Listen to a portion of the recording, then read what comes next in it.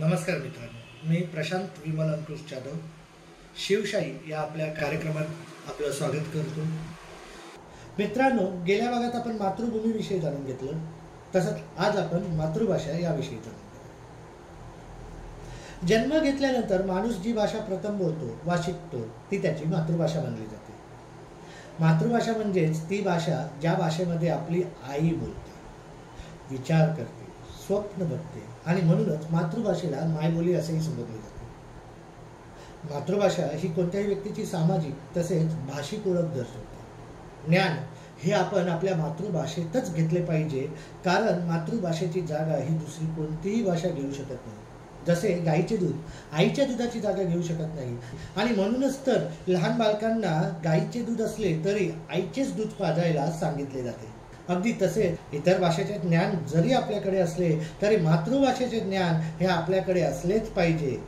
बालकाला आईच्या गर्भातच आपल्या मातृभाषेचे संस्कार प्राप्त होत असतात। मातृभाषेशी आपली ओळख आपल्या घरातूनच होते।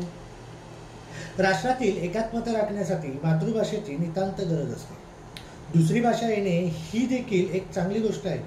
आपल्या शंभू राजांना तर 14 भाषा येत होत्या, परंतु त्यांनी व्यवहारासाठी तसेच संवाद आणि परिसंवादाकरिता आपल्या मातृभाषेलाच प्राधान्य दिले, कारण साहजिकच त्यांनाही मातृभाषेचे महत्त्व माहीत होते। वैज्ञानिकांनी हे सिद्ध केलं आहे की ज्या व्यक्तीला इतर भाषांसहित मातृभाषा देखील येते, तो व्यक्ती फक्त दुसऱ्या भाषा येणाऱ्या व्यक्तींपेक्षा कितीतरी अधिक हुशार असतो। माणसाच्या प्रगतीचा मुख्य आधार ही त्याची मातृभाषा असते। एखाद्या व्यक्तीसाठी मातृभाषा ही ती भाषा असते जी भाषा त्या व्यक्तीची आई बोलते, जी भाषा तो आईच्या कुशीत शिकतो, किंवा ती भाषा जी त्याच्या राष्ट्रातील इतर लोक बोलतात। इंग्रजी भाषेत मातृभाषेला मदर टंग असे म्हणतात। जन्मापासून आपण जी भाषा बोलतो, ज्या भाषेत आपल्यावर संस्कार होतात, आपण व्यवहार करायला शिकतो, आणि ज्या भाषेमुळे आपण आपल्या संस्कृतीशी जोडले जातो आणि आपली प्रगती करतो, ती भाषा आपली मातृभाषा असते।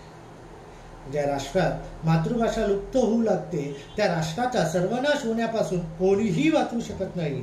म्हणून आपली मातृभाषा जीवनातील पदार्थ, संस्कृती, संगीत, नृत्य इत्यादी सर्वांचेच संगोपन केले पाहिजे। मातृभाषेत शिक्षण घेतल्यास मुले लवकर शिकतात आणि ते मुलांसाठी अधिक फायद्याचे ठरते। भावनात्मक, वार्षिक, सांस्कृतिक इत्यादी एकता स्थापित करण्याकरता मातृभाषा ही प्रधान साधन असते।